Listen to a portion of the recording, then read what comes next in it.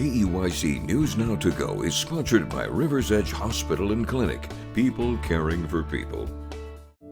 Moments like these make life worth living. River's Edge Hospital and Clinic is your partner in taking control of your own health. Take your steps towards a lasting tomorrow. River's Edge Hospital.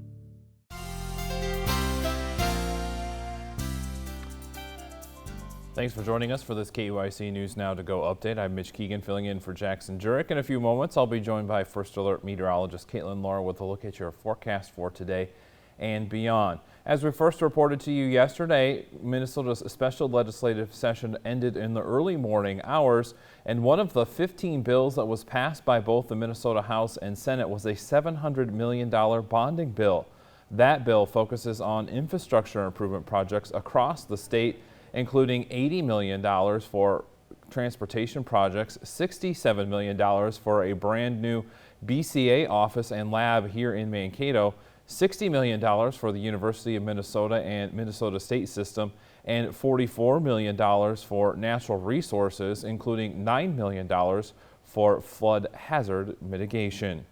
A fundraising campaign kicked off yesterday for a longtime camp with the help of a matching grant. Ahead of its 100th anniversary, Kiwanis Camp Patterson has launched a $1.3 million capital fundraising campaign to support major facility upgrades. Since 1927, Kiwanis Camp Patterson has been a cherished summer destination on the shores of Lake Washington. Planned upgrades include a new shower and restroom facility, a covered pavilion for group activities, and a modern camp counselor bunkhouse. Construction is scheduled to begin in 2026 with the grand opening of the new facilities aligning with the camp's 100th anniversary celebrations coming up in 2027. The campaign launch includes a $500,000 matching grant from the Taylor Foundation, which will match all donations dollar for dollar. In Spencer, Iowa, the community is still rebuilding nearly a year after historic flooding damaged hundreds of homes and businesses. Ellen Ide from our sister station KTIV in Sioux City has more on how those volunteers are helping flood-impacted families. It's a place that needed help. The Living Lord and Peace Lutheran Adult Mission Trip Church Group is one of many volunteer groups lending a helping hand in Spencer, Iowa this summer. We are doing a lot of work with drywall, framing, building walls, insulation. Some of the group members do have experience with framing, with drywall, with different aspects of the construction industry. Most of us are learning as we go. The Clay County Long-Term Recovery Group has roughly 140 active cases. That demand means local contractors are scheduled out several months, longer than many homeowners can wait to return home. People could need anything from furniture to drywall, and some even still need appliances, and they're still living in FEMA trailers. For residents impacted by the flood but thought they could handle recovery all on their own, case advocates are still stationed at Spencer City Hall to assess any current needs. That progresses to long-term recovery, and an application will be made to long-term recovery where we decide, can a homeowner pay for their materials, or does a homeowner need help continuing to pay for those things, and they're just in a place where they can no longer do that. Regardless of the situation, residents should know that help is available. Well, if you'd like to help out, Clay County Long-Term Recovery would be grateful for any volunteers. They can match anyone interested to a case based on skills and availability. Turning now to our forecast, and you know what, Caitlin, just going back to that for just a second, it's hard to believe that it's coming up on a year that all that flooding happened. Yeah, it's coming up on a year, and I know all eyes are on the forecast because a year later, what do we have? We have several days Sure. of rain, and the good news is we're not looking at nearly as much rain as we got a year ago that led to all that flooding, but we are looking at some, and I don't want to cause any panic, but there could be a chance for some low flooding, you know, low-laying areas, puddles, things like that.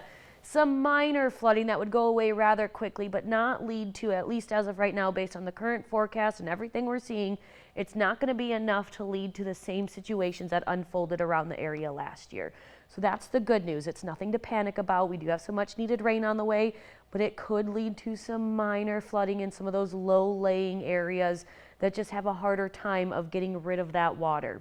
Now, with that being said, we have more showers and thunderstorms on the way today with a little bit of a small chance, I should say, for some strong to severe storms. We have a low risk for southern Minnesota, which if you were watching this morning, that was really only from I-90 south. You can see it has been pushed north just a tad for this afternoon and evening, especially into the overnight hours as well.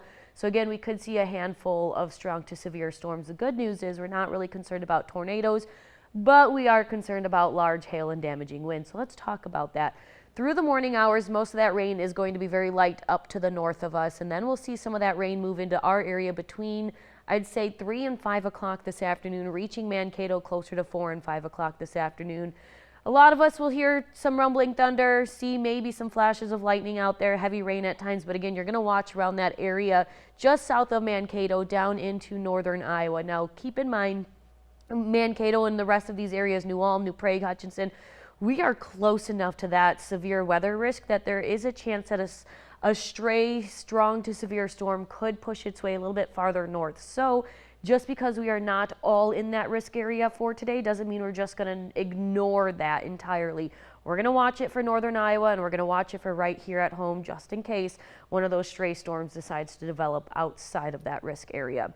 Then showers and thunderstorms scattered on and off across the area will continue through the overnight hours and into tomorrow. We're looking at a high of 79 degrees by this afternoon before dropping to a low of 59 degrees by tomorrow morning. More showers and thunderstorms on the way for tomorrow with another low risk for strong to severe storms. Again, that means kind of like just a handful of strong to severe storms anticipated at most. So not more than, 5, 10 severe storms possible. Not that it can't be, but again, that low risk indicates that we are looking at a lower amount of that potential. Again, we're not concerned about that threat of tornadoes for tomorrow. Instead, we are going to be watching more so for large hail and damaging winds due to the warmth out there and the little bit of humidity. So taking a look at the futurecast for tomorrow, you're going to see on again, off again scattered showers once again, mainly to the north of us through the first half of the day, making its way a little bit farther south into southern Minnesota and northern Iowa through the evening and overnight hours. And as you can see, that will continue into Saturday. Like I said, we have a bit of rain on the way between today, tomorrow, and Friday into Saturday morning. We're looking on average at about 1 inch of rain, up to almost 2 inches across the area, and we're not quite done there. As we take a look at the the 10-day forecast going forward, you're going to notice that we have lots of rain chances coming up between now and next week. We'll get a little bit of a break. It won't be a total washout this weekend, but just know it's going to be very wet and muddy, and we're still looking at isolated rain chances on both Saturday and Sunday.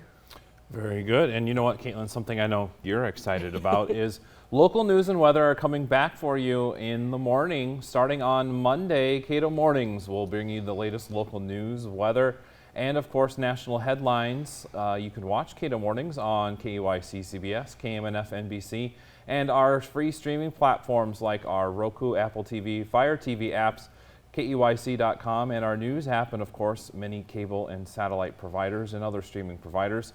Watch Cato Mornings with Jackson Jurek and this one, meteorologist Caitlin Lohr, weekday mornings from 6 to 7 starting on Monday morning. And I know we've been talking about it, at least internally, but made the announcement on Monday, and I know it's something you've been looking forward to. Yeah, it's been a secret that we were sworn to secrecy not to say anything for a while, and it's been one of those that we've been busting at the seams. And I can't believe, we've been talking about it for about a month, I'd say, here behind the scenes, and I can't believe that it's Monday already. I know. We are so excited. I know you guys are excited. So it's going to be one big party come Monday morning. Absolutely. All right, thank you so much for watching this KEYC News Now to Go update. Stay with us for the latest local news, weather, and sports on our website. And download the free KEYC News and weather apps for the latest headlines and forecast.